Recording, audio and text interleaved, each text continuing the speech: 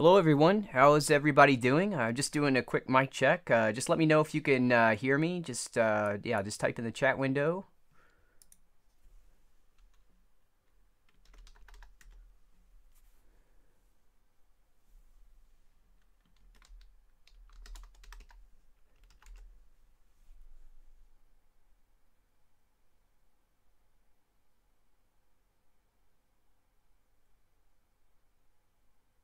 Just another quick audio check. Yep, sounding like we're good. All right, let's get started then.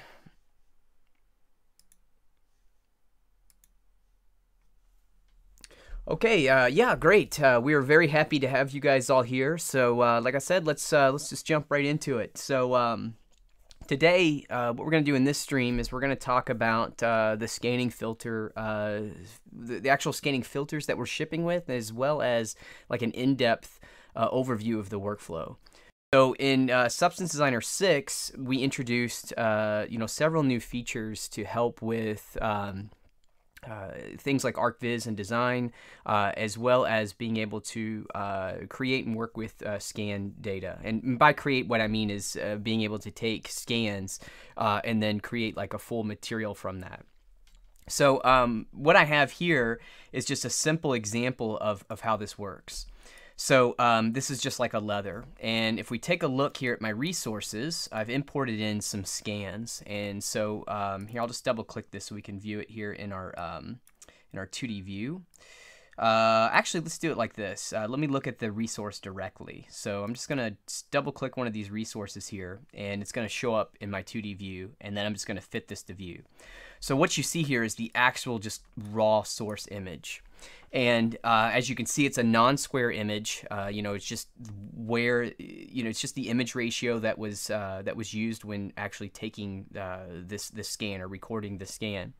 And so you'll also notice here the resolution towards the bottom. It's 5,530 by 7,360 pixels. So that's going to be our size. And what I have here is the process of, importing these in as resources. So I have these different angles. Basically, it's the material that we wanted to scan, so it's photographed with different light angles. So for example, this is with the light at 180, and this one here is 90 degrees. This one here is at 0, and then finally we have this one here at 270. So if you think about it like it's gonna, I think it's this way, it's 0, 90, 180, 270, like this. So it's going in, actually I think I might have that wrong. It should be moving in a counterclockwise position the way I have this. Yeah, so 0, the angle is over here. Okay, so that is correct. And then, like I said, the way this was taken was we had each one of these materials, and it was photographed kind of down on this table where we have this light coming from a specific direction, and that light was moved at these degrees, so like 0 or 90 degrees for each one. So we have 90, 180, 270, and we have these 4 images.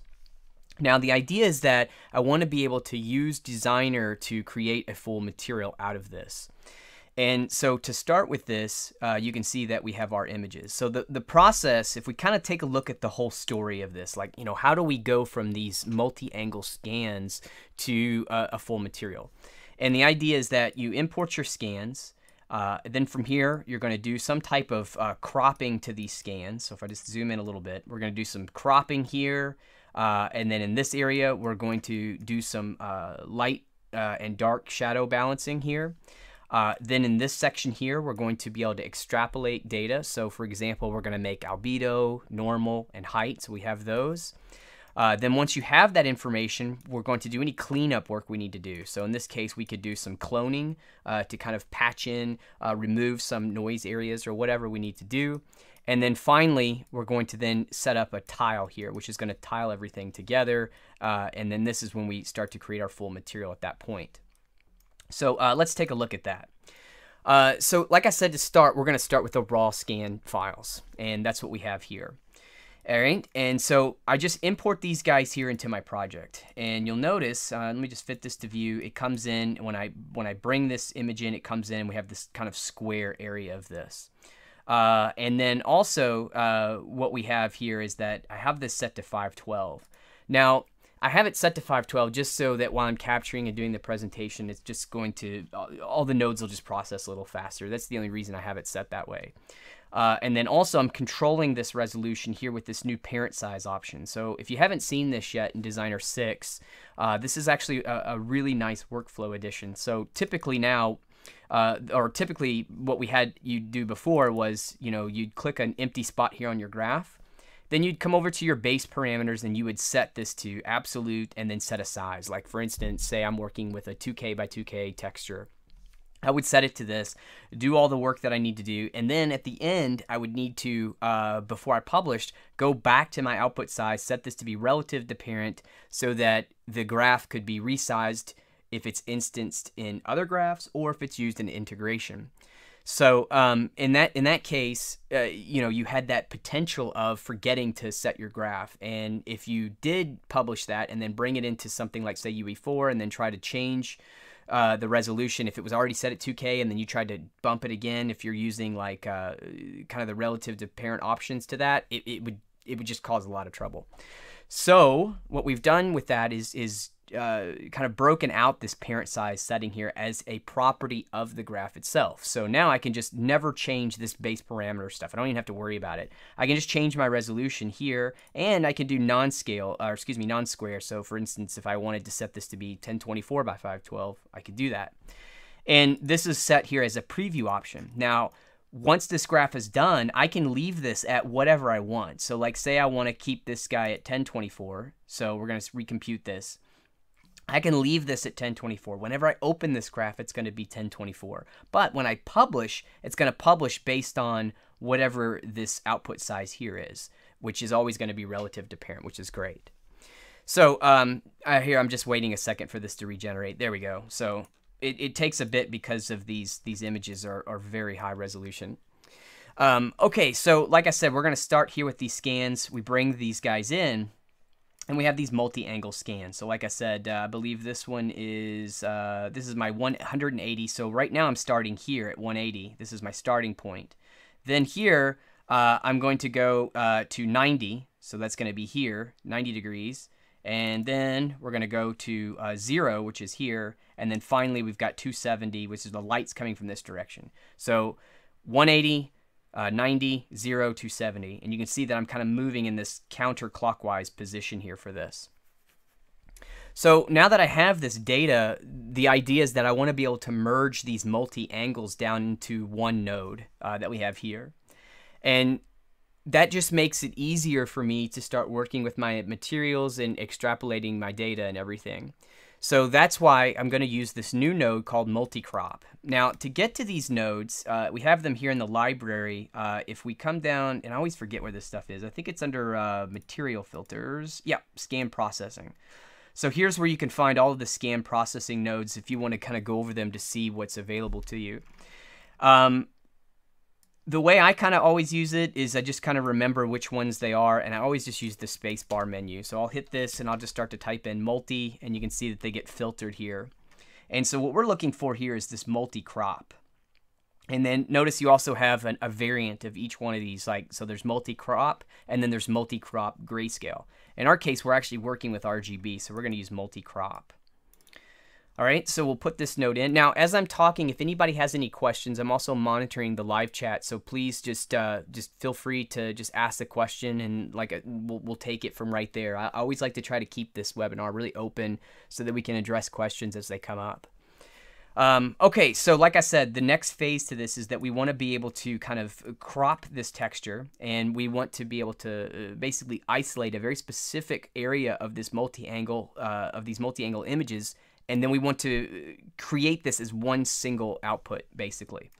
So what we're going to do with this here is use multi-crop. Now, my input count is going to be the number of scans that I have. So in my case here, I'm going to set this to 4 because I have 4. And then if I just hit 1 on the keyboard here, you can see that I got my 4 inputs. Now, it's very important to put these together in order. So I'm going to set this here to, this is my first input. Remember, this is the 180. Here's the 90. Here is the 0, and then finally here is the 270. So we'll put these guys together here. And let me just expand my 2D view so we can see what we have. So here's the crop. I'll hit 3 on the keyboard now just to bring this down into material mode.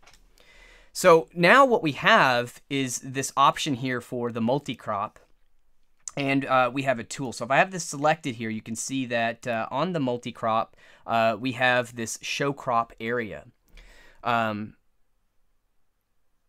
What I can do here is take show crop, and if I just turn this off, this is going to give me the result of this crop information here. So this is going to be what we're actually focusing on. But, you know, we want to be able to see what we're cropping. So here I'm just going to hit true, and this gives me this new transform widget. This is also part of Substance Designer 6. And another one of the features that I think is really great for creating tools and such. So the option here is we have our transform. Now, we've always had the transform 2D in Substance Designer, and that's basically what this is.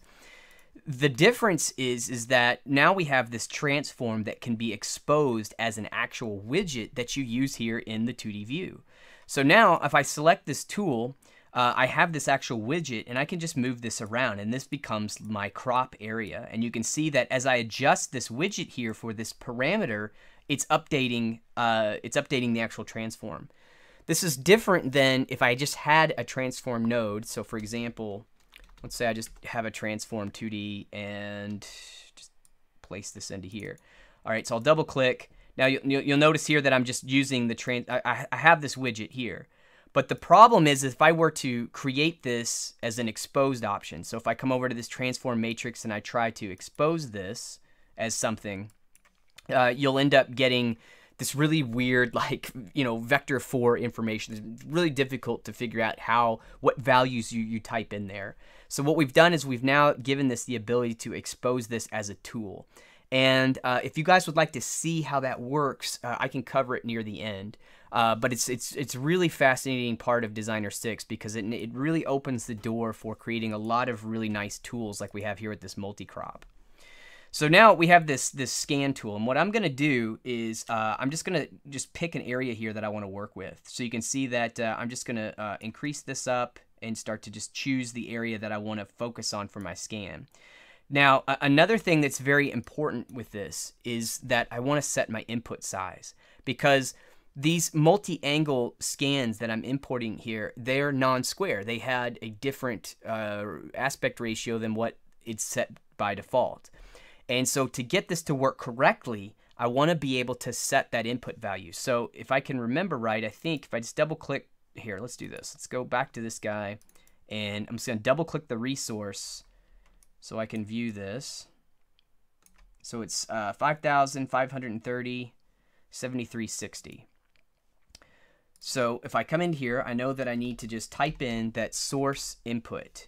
So here I'll come into my X, 5,530, and type this in. So now let's go back to our multi-crop, and we are going to fit this to view.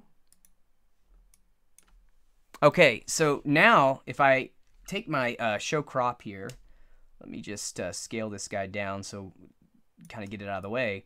You can see that this is showing me the aspect ratio now of that full scan. And so what I want to do is just crop to a certain area of that. So that's why I'm going to come in and say, okay, out of this scan data, what I want to do is maybe this is like the best area of this scan. So I'm going to do something like this and choose this area to be my main, you know, spot here on this material that I want to work with. So now that I have this set up, I can just come over to this show crop area and just set this to false. And now that crops right to that area that I have. And it's doing that for every single scan that we did. So notice I still have all my angles. Everything was cropped. Hit the 3 key again to go back to my material mode. And I was able to handle that all with this single node here. So that's my multi-crop. So the next part of this, though, if I just hit my space bar, I can start to get an idea of how this is tiling. And you can see that, well, we're definitely getting some variation between our shadow areas, or our brights, our highlights and shadows. And we need to fix that. So what I'm going to use is this equalizer tool. And so we have a tool here called the multicolor equalizer. And so again, I'll hit the space bar and I'll start to type in multi, and it'll show up here. So I've got this multicolor equalizer. So I'm just going to add this node in. Just going to take my scans and plug it in and double click here so we can view this in the output. And if I kind of back away here, you can see that we're still tiling. It's already by default fixed a lot of the issue. So like I said, here's what we had before. You can see where the dark and bright is, and now here we've kind of have this fixed. And you can see that here we're looking at a balancing of the bright and dark values. And then we have the ability to change how this is going to work. So for example, first thing I need to do again, set my input count. Let's hit 1 on the keyboard. Now I didn't have that before, so I forgot that part. So let's do this. Let's unhook this guy. Let's come in here. We've got this set to 4 for the input count. This image that I'm working with, these images are not tiled, so we want to make sure this is false. So now I'll just plug this in. And if I hit 1 on my keyboard, you can see it automatically hooked everybody up correctly. So I made that mistake there. So now what I'm going to do is just start to adjust my radius here. So I'm going to take my radius and maybe drop this down a little bit. And then I'm going to take my bright-dark balance and start to lower this to get something more like in this area. So this is working a bit better to what I want to do with this. With this, we also have this mask source, and so we can do this by image average, color parameter, or an input. So if I wanted to put an input into this, I could also use a mask input to help me basically mask the areas of where these values are going to be, fixing, or what areas they're going to be focused on for creating or for equalizing the balance of the bright and dark. But we're not going to do that for this, so we'll just set it to none for now. All right, so now that we have that, what I want to do is start to look at extrapolating my data from this. So like I was saying, we want to be able to grab things like albedo, normal, and height, and so on. So what we're going to do now is grab our albedo. So I'm going to do, again, another check here, our search for multi, and you can see that we have this multi-angle to albedo. So I'll select this guy. Samples amount, we want to set this to 4. And then we'll just take our output and just plug this guy in. And right off the bat, you can see that it's created this albedo for me. This is the simplest node because there's no options here. I just plug it in and I'm done. Now, what we have is our single output here of our scanned albedo. All right, so we were able to take all this multi-angle, these 4 multi-angle, we cropped them to a specific region, we equalized or we balanced between the bright and dark areas. Then we took those multi-angles and converted that to an albedo image. And so now we have that. The next thing we're going to do is the same thing for our normal. So I'll hit the space bar, do a search once again, and I'll grab multi-angle to normal. Samples count on this guy needs to be 4. And I want to make sure that I'm working with DirectX. That's just what I have here for my shader. So we'll plug this guy in. And then here I already have my normal map. I can also go just start to drive in my intensity. Now, this is where it's very important to set the next these next parameters. So we've got this first sample light angle, and then it tells us the next sample angle. So like I said, the angles for this guy were photographed at 90 degrees. So like I said, we had 0, 90, 180, 270. Now, when I set these guys up here in my view, I had them set up in a specific way. So like I told you, I had the 180 was first, the next image was 90, the next image was 0 angle, and then the next one was 270. So that's going in a counterclockwise rotation. So here on my normal, I want to set this to counterclockwise. So it's asking me, my first light angle, I type in 180, that's what the angle was, and then I say the next angle is going to move in a counterclockwise. So I'm just giving the node the information it needs to generate this normal at this stage. And so here I have my normal. Now the next thing I can do is I'm just going to do a normal, let's see, make sure I type it right, there we go. So I'm going to start to type in normal here, and I get this normal to height, high quality. So this is a new node as well that's going to give you a much higher quality height map. So I'll plug this guy in, and I'll just take my normal map and just plug this here into the height, and now I get this height map. And of course I have the ability here to set the quality. So this is just going to give me a bit higher quality, and then I have my height intensity. So I'm going to set it to something like this, and then I have control over my height balance. So typically what I like to do, so notice here the height balance, it's very, very sharp. And if we take a look at our normal, we get these really sharp details. So when using a height map, I like to think of that as the map that's going to help me in terms of displacing to create the overall kind of silhouette of the shape of the object. The normal map is going to contain all this high frequency detail like on the surface level. So what I like to do is then take the relief balance and I'm going to lower this so I get more of kind of a blurrier type effect. Because if you had this really, really sharp and then you have your normal really, really sharp, and what you're going to get there is a lot of noise in your shader, especially if you're using the height for like any displacement whatsoever. So that's why what I like to do is take my not the height intensity, I'm sorry, my relief balance, and I lower this down so I get something more like this. It's a bit blurrier, but you can tell I get these kind of folds that I'm seeing here in this leather. So something more like this. And then all the high frequency detail is being controlled through my normal. So that's what I have so far at this stage.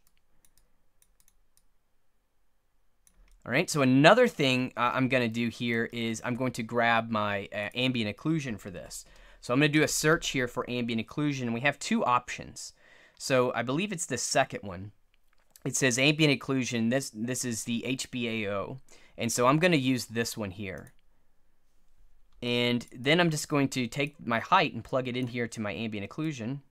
Now notice I'm having a little bit of a trouble here connecting this. Sometimes you get this in Designer when you're in this material mode, which is set right here.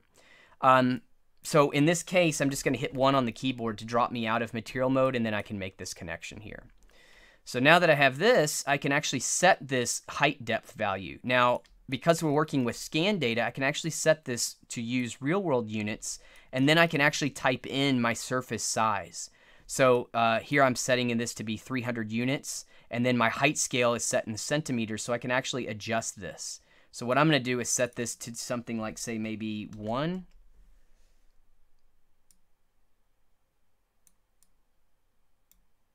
And then I'm just making an adjustment here to my radius size. Now, this right here is not really practical what I'm doing because I don't really know a surface size. I'm just trying to make one up. So I don't really know what the values are going to be to get me the correct, setting that I want. So if I start to adjust my surface size, I don't know, I could say that maybe the surface size is like 25. This is what I'm going to get. So I've got, 1 centimeter for depth, 25 units here for my size. Again, totally making it up at this point. You also have this option for GPU optimized. This is really important. If you're using the GPU engine, go ahead and enable this, and that's going to, give you a better, better performance. But if you're on the CPU engine and you enable that, it's going to cause some slowdown. So just be careful when you have that enabled. So now I have my ambient occlusion here. So just so I can make a little bit more room for these guys, let's do it like this. So here's my height, and here's my ambient occlusion, like this. So again, like I said, how the story goes, we have our multi-angle images. We're then going to crop those to a specific region.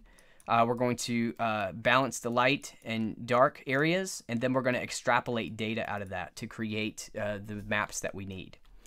Now, once we have that, though, we can go into this guy and we can start to look at some issues that might arise. Like, for example, there could be, let me try to zoom in and find something.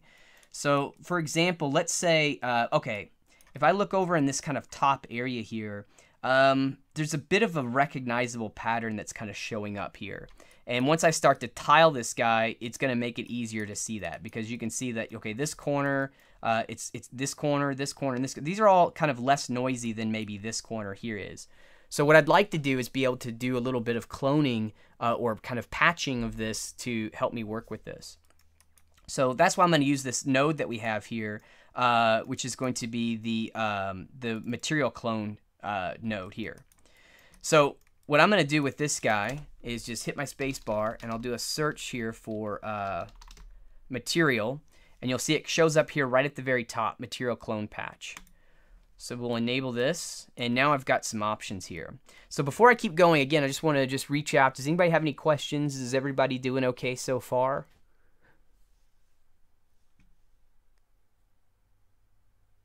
Yeah, just let me know in the chat window if everything's going okay so far.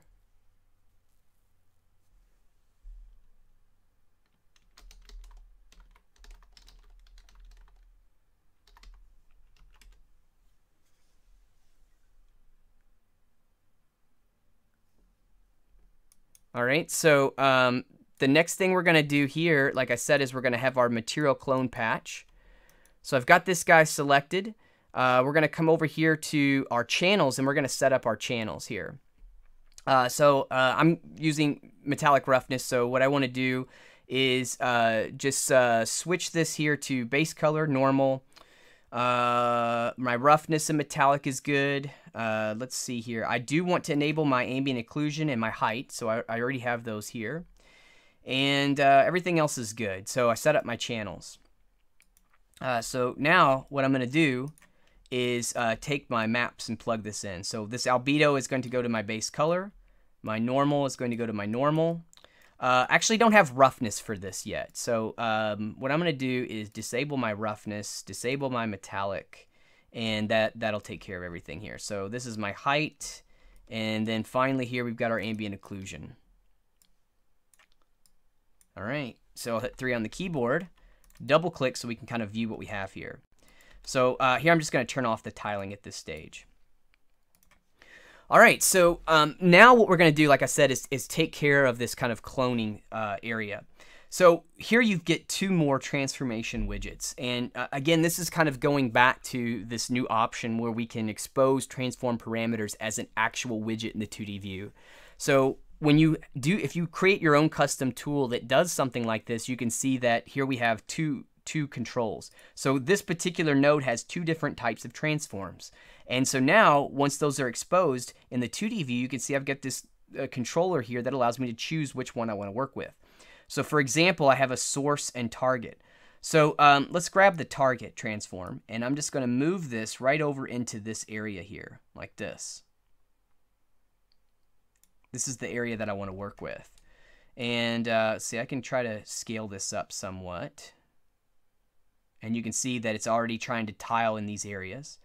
So we'll do this here. I have the ability to come in here to the edge settings. Now, if we look, this white area is controlling where the patch area is.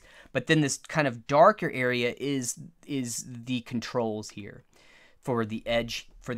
So notice that this edge is kind of breaking up, and what it's doing is it's trying to mimic or follow the pattern that's underneath of it. And in the case of using this leather like this with these cracked lines, you can see that it's following along in those patterns pretty well, which is nice. And I can adjust the threshold for this. So I'm going to increase this threshold value quite a bit, something like this. And then I have this grid resolution. So if I start to lower the grid resolution, you can see that it just basically starts to give me just a real simple ovalish or rounded square shape like this. So what I'm going to do is just start to increase that resolution to that. So let's try something like let me try something with like 8, and then I'm just going to lower my threshold a bit more. Here we go. So that looks good. So here's what I'm getting.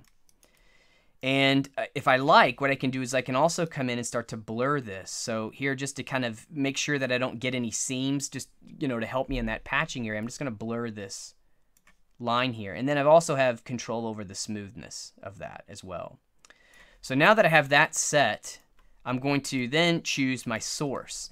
And this is, like I said, the source of where I want to clone from.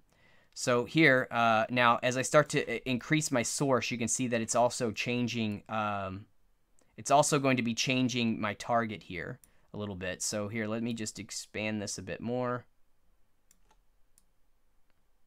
All right, so I'm going to grab this area. So I'm basically saying I'm going to take values from this area, I'm going to place it here, but since it's tiling off on the corner, it's going to end up over here and a little over here. So then, once I have all that set up, I'm just going to turn this show patch area. I'm just going to set it to false, and there's my patch. So it might be hard to see in the video, so let me just zoom in really close, and I'm going to go back here to this transform node and grab my target so I can still see this. And if I start to kind of move this guy, hopefully you guys can see it in the video, you can start to see where this patching is you can see where it's taking place. Now if I zoom in really close right here, I can start to see kind of this seam that's coming in. But it's actually matching really, really well for this leather, which is cool. So like, for example, if I take my blur all the way down, you can see where that gets here. Let's take it all the way down. There, I have this like little hard edge right here where that seam is. And maybe that's too intense. So if I just blur this a bit, there, it just fixes it. So it's, you know, real simple to use. And now what I get is, you know, some of that noise that was in that area, it's more kind of, you know, it's just kind of flattened out or averaged out based on that clone that I have. So that was just a way for me to clean that up. And the whole process here is that we're processing scans and cleaning them to get what we want.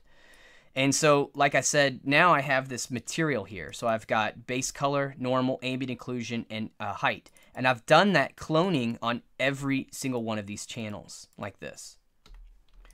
So that takes care of a lot of what I'm working with here.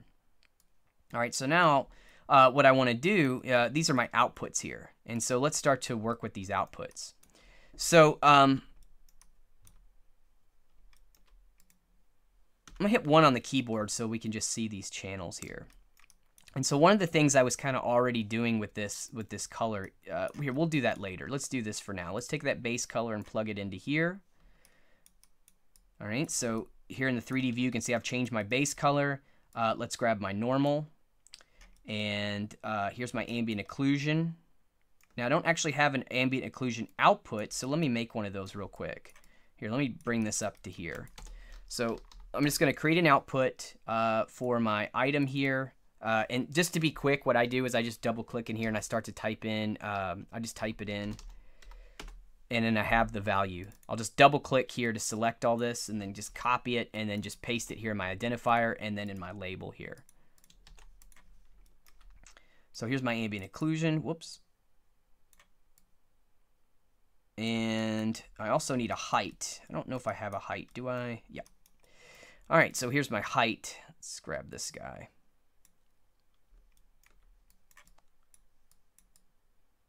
All right, and I'm going to leave my metallic alone.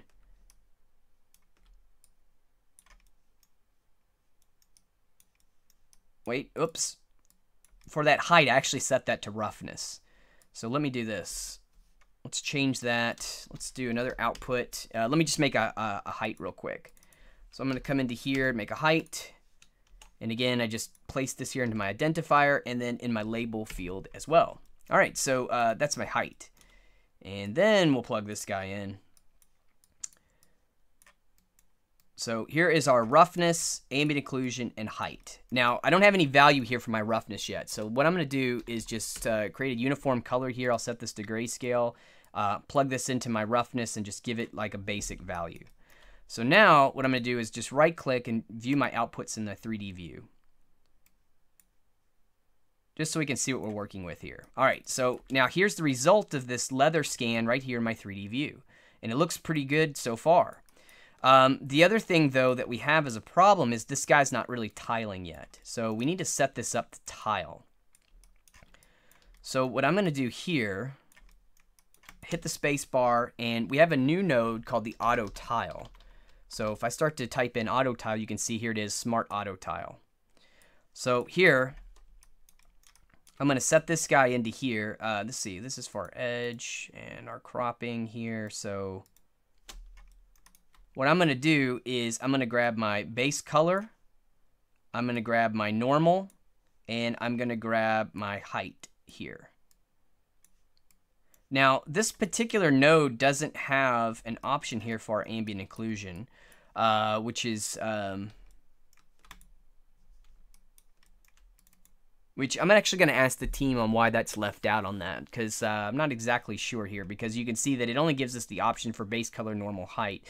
And that's because, like, when we hit the scan information, these are the main things that we're going to be able to extrapolate from. So base color, normal, and height information is what we're going to pull from. But the part in the scan where we need to come up with our roughness, that's something we're going to author on our own. And but in this case, though, it looks like, you know, as I've shown here, I was able just to quickly pull out that ambient occlusion. So that's something here I need to go back and ask the team about why don't we have that added into here. So for now, we'll worry about tiling our ambient occlusion later.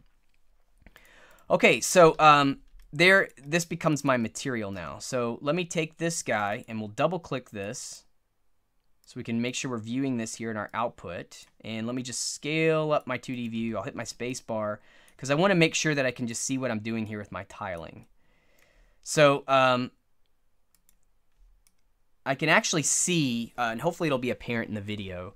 It's tough to see, but if I zoom in really close, right here in this area, I can see this hard edge seam right here where this started to go tiling. You can really see it like right here. So let's see what we can do about that. So here we have our detect edges, and so I can just disable that in this case here to get rid of that, but it just moved it in another area. So notice here it's there. So I'm going to leave my detect edges on. And then I can do things like I can adjust my threshold here.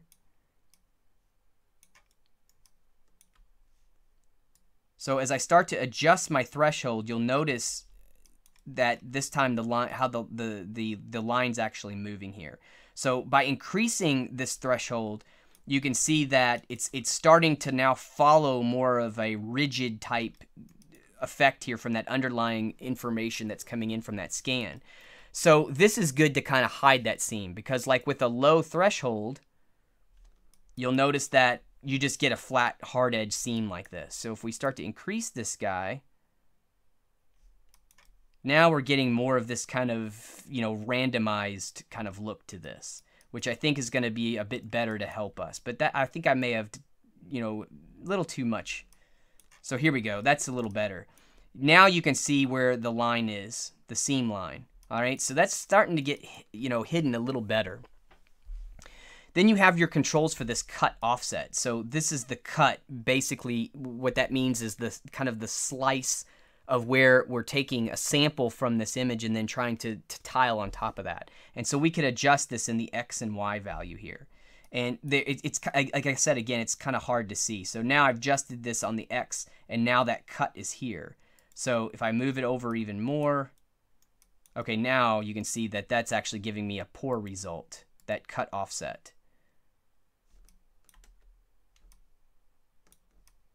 Now I can see it here. So in this case, I don't even think I'm going to use that cut offset. So I'm going to push it over. What I am going to definitely use here is some of this blur. So I'll just blur this just a little bit. And that really is going to clean up everything for me. Again, we have our grid resolution. So since we're using this threshold, it works. It works like what I was showing before when we were using the clone patch. So you had that threshold, which was giving us kind of helping us to follow along the edges here that we had, and then we had the ability to increase or decrease that resolution here for that grid. So at a value of 9, that's working pretty well for me. So with that, I was able to go in and tile my material. At that stage, what I mean by that is my material that is being made up of base color, normal, and height. So those core maps that we extrapolated from. So now what I'll do is just replace this. And tiling should be the last stage that you take care of. And that's looking pretty good at this point. All right, so the next thing that we would do with this is that now we want to go into that process of generating, of going in and generating some height information. I'm sorry, we want to go in and start to work with our roughness information. So one of the ways to do that is, and we're going to have to come up with this value ourselves. So here's my roughness, and you can see that what I'm doing right now is I'm just using like a uniform value to this. So if I come in and I make this really rough, it's rough, and then if I make it smooth, more smooth here, we get a more shiny result. So I'm gonna basically vary this. So let's do another uniform color here. We want to set this to grayscale. And for this first guy here, we're gonna set it to a value of maybe something more rough like this. And the second value, we're going to set it to something more smooth. So we have these two different values, and I'm going to blend between these guys. So I'm just creating a blend here. And here, let's reorder it like this. So we're going to have our smooth here on the foreground and our rougher areas here on the background. And we're going to blend these two guys together based on a mask. And a good way to do that would be, I'm just going to hit 1 on the keyboard here, and I'm going to take a look at my height. And I'm going to run a histogram scan on this guy.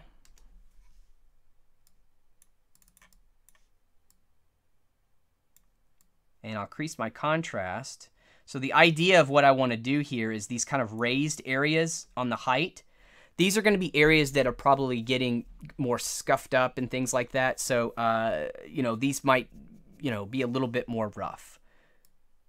So, let me just keep messing here with this guy. I'll try something like maybe this here. All right. So the idea is I'm just making a little mask there. And then I'm going to take this and just plug this right here into my mask output. So now here is the rough here's the rough information that I get. This becomes my new roughness map. And then I'll just plug this guy into here. And we'll view our outputs in 3D view. And here we go. Okay, so now I have this control here where I can adjust this if I want to. So I'm going to make these areas more rough, and this is I'll make these areas here a little bit less rough. And it's a subtle difference here. If I just start to move my light around, you can see where I'm getting that rough information. So let's see, maybe let's reverse that actually. Let's go back and switch it this way, is what I want to do.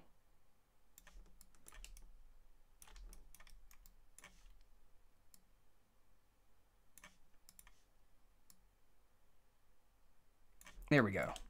So now I have my roughness. And that was something that I authored myself here from that, because I was, you know, I'm not able to like grab or capture that rough information, you know, from the scan itself. So I'm having to kind of author that myself. But again, I'm still kind of using some of that surface data. So for example, I used the height map to help me generate a mask for that. So, you know, you're still using some of the surface data to do something like that. So this right here becomes my material. Here's my ambient occlusion, and then I have my height here. So the next thing I'm going to do is come over to my materials, edit, and I'm going to adjust my height scale to this guy. So if I start to just increase this up, also I want to make sure on my material for my definition, you can see I'm using this tessellation, or I could use parallax. But here I'm just going to use this, I'm going to use this as tessellation here. And so subtle effect because my height's not super intense, but it's enough here just to give me a little displacement.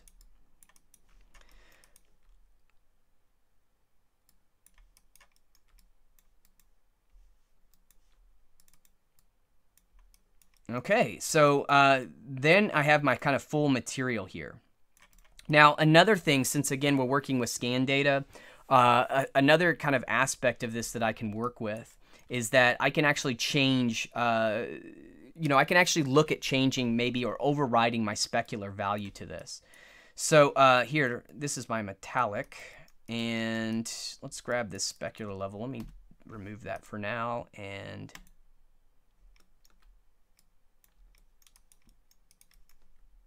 okay. All right, so we have this set to be 0 metallic, and then I have this new specular output here that I'm going to set. So since we're working here with this being, you know, metallic roughness workflow, the reflectance value at the 0 angle, which is referred to as Fresnel, the Fresnel at 0 or F0, that value is going to be hard coded at 4% reflective. So in linear, that's 0.04.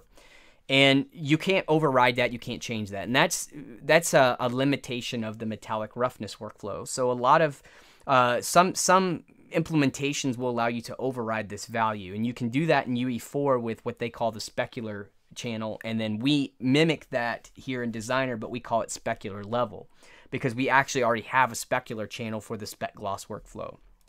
So here you'll notice that I have an output for specular level. And then I have a uniform color value here. So I'm going to take this and just plug this guy in. And it's a very subtle change. Let me just adjust this guy. So you can see as I adjust this, this is giving the look of something being more specular. So what I'm doing here, though, is I'm trying to set this to be, I'm basically overriding that 4% value for the dielectric. Now, it's a little hard to understand because this specular level is being mapped to a specific range in the shader. So in the shader itself, like if I right click and drag and drop this here in the 3D view, this is the shader and these are the shader inputs. And you'll notice that there's this specular level input. So in the shader, this value is mapped to be between 0 and 1. And so the way this works is that the values that you can actually enter are going to go from a value of 0 to a value of 8% or 0.08. So you have 0 to 8%. And that 0 is remapped in the shader to 0, and that 0.08 is remapped to a value of 1. So for example, if I come over and I set this to 1, I'm actually setting this to be an 8% value, which is incorrect.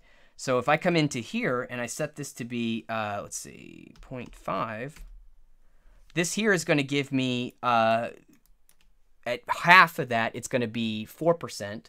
So this is going to give me that default value of what the metallic roughness shader is doing by, like I said, by default, which is going to be 4% reflective. So long story short to that, what you can use the specular level is to override this, because typically dielectric materials will all fall within this 4% range most of the time. But there's some that don't. Maybe some are, a little different than that, and it can be a subtle difference. So to be as accurate as possible, you may want to come in and override this value here. And so you can do that by, setting this range here in this shader like this. So that's what I'm doing here, is I'm just overdriving or changing this shader range to get this to be the exact reflectance value for this dielectric. And like I said, this is only specific to the metallic roughness workflow, because in the specular gloss workflow, you actually author the dielectric F0 in the specular map. Like, you have to do that. So you have that setting already. So now you can see that we've just, changed, and we've created our full material. We've extrapolated this data from a multi-angled scan that we did. So we had 4 angles here. We've extrapolated that data. We cropped it and balanced it. We extrapolated maps. Here we did some cleaning. We did some clone patching here to get that. Then we tiled it. And then from that, we started to create our roughness map here. And then we overrode our specular to give it, a bit, a more accurate result than just that 4%. Now, kind of the last stage to this would be, well, I want to kind of colorize this now. And so we have a node that'll work with this as well that's pretty good. So if I come in here and I start to type in color match, you'll see we have the color match node. And so what I'm going to do here is just grab my base color and just plug it right here into color match.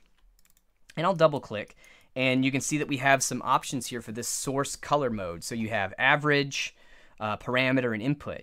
And so average is basically going to take kind of the median value here of the color coming in.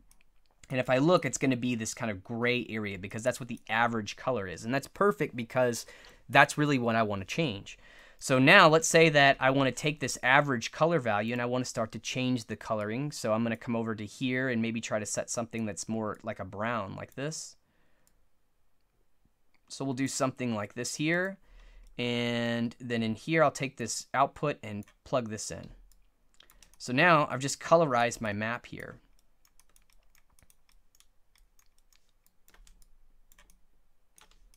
And now that I'm seeing everything all together, and this is the most important part about working with physically based content, is we want to view all of these maps together as a single material. We kind of tend to author them, and channel by channel, piece by piece as we go, but it's always best to view all these things as one entity. So now that I'm seeing everything together for the first time, I can now go in and start to really go in and tweak my roughness.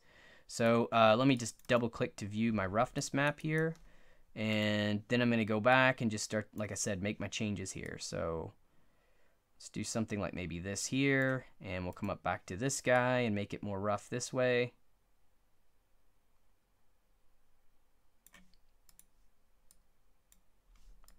So maybe I'll tweak my roughness map so I get, the correct kind of, specular hits that I want to have here for this leather.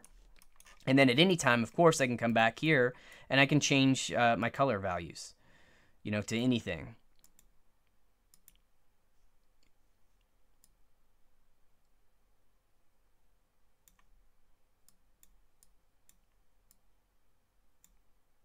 Yeah, so here I'm just changing my value a little bit, maybe desaturate it, something like this here.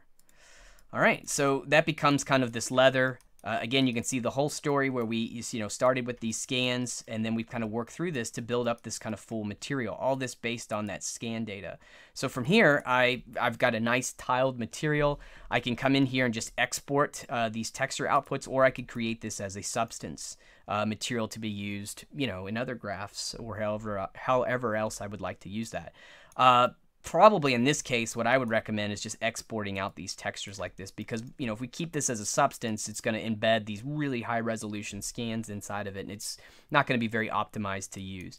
So the idea here is that Designer was used solely for the process of processing and cleaning scan data to create the outputs that I need. And you can see it's a very visual process, simple to use. So a question here. Okay, so a question about in SD the shift. Let's see here. Couple things with that. If you're in the sense of if you're talking about the environment, it's going to be shift control and the shift control and the right mouse button is what rotates the environment. That the shift right mouse button was always in Painter, and control and shift right was always in Designer. So that's the environment. If you're actually talking about the lights themselves, here, let me try to demonstrate this. There's a light edit button here, and you have a couple of these components that should be off by default.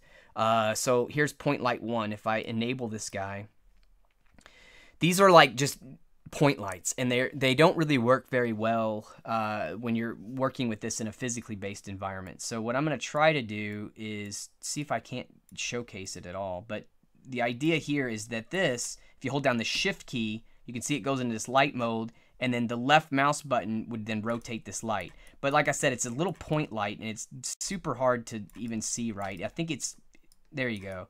The way it's hitting, it's right underneath of, there we go.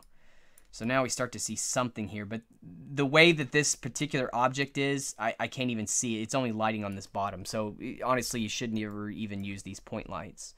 But I don't know, does that answer the question? I think what you were talking about was the actual environment. And again, that's a shift control right mouse button.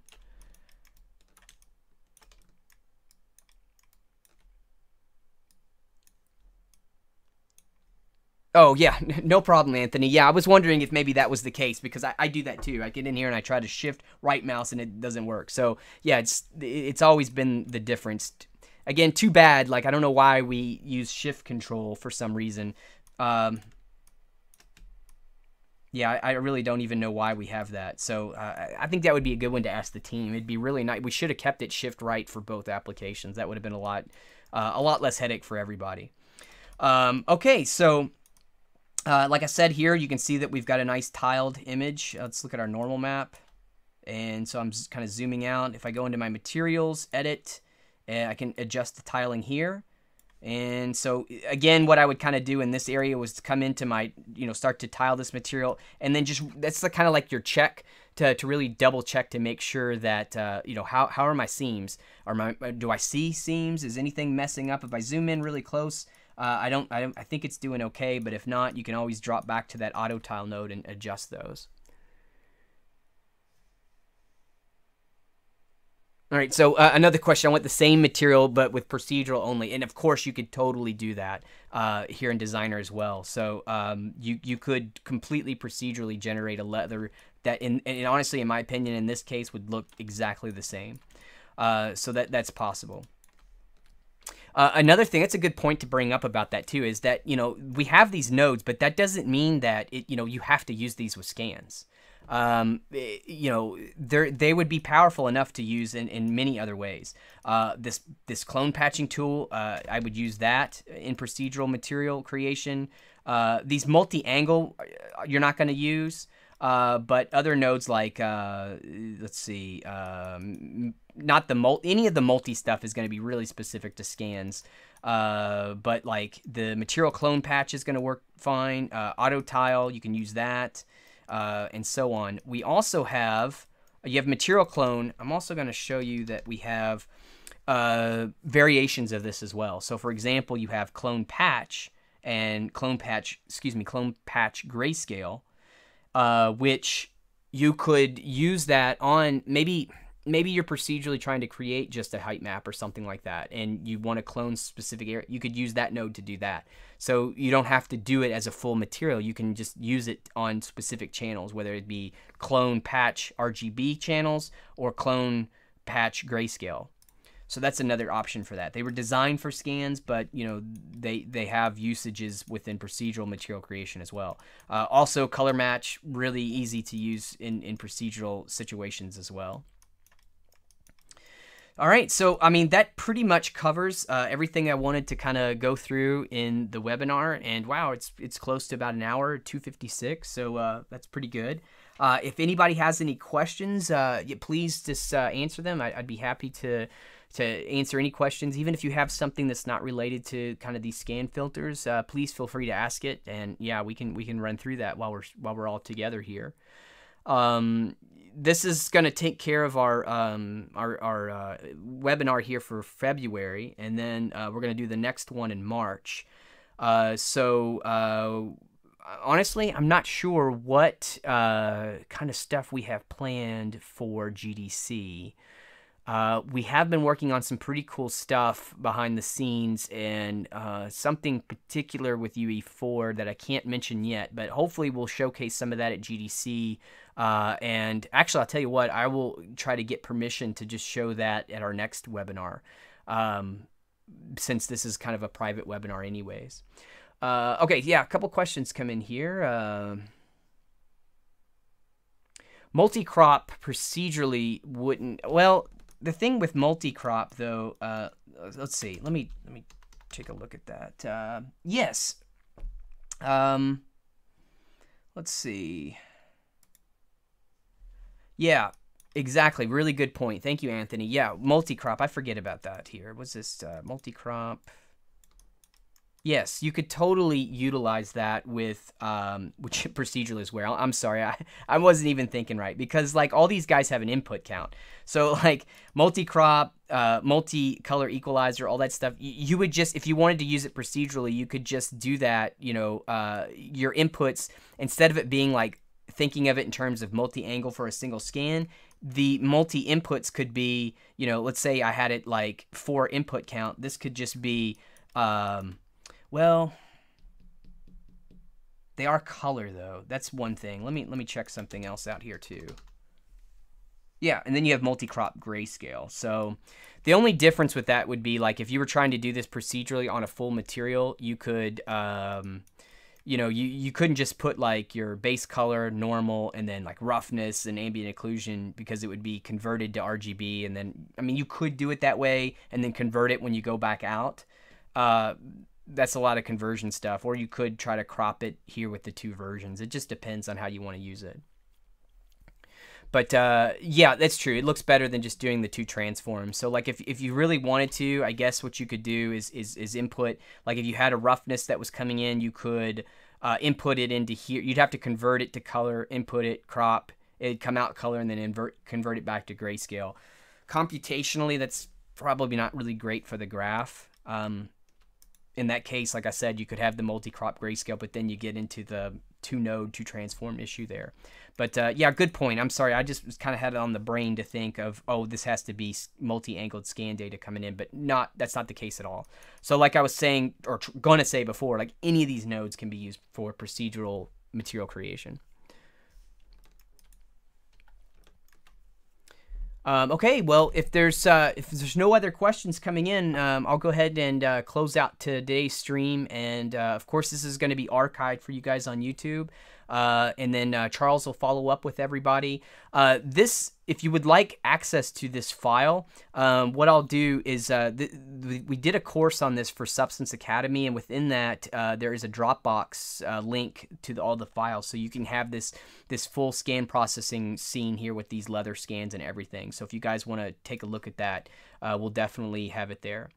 Like I said, thank you everybody. Hope you guys have a great month coming up, and I really look forward to seeing you on the next one. Hey Anthony, that's awesome you're going to GDC. Look forward to seeing you. Please come by the booth. We'll definitely hang out. That goes for anybody else going to be at GDC. I'll be there the whole week, and I'd really like to, meet you in person, face to face, and just kind of hang out and everything. So yeah, if you're going to be there, please come by and see us. So until next time, guys, I will see you. Have a good month. Talk to you later.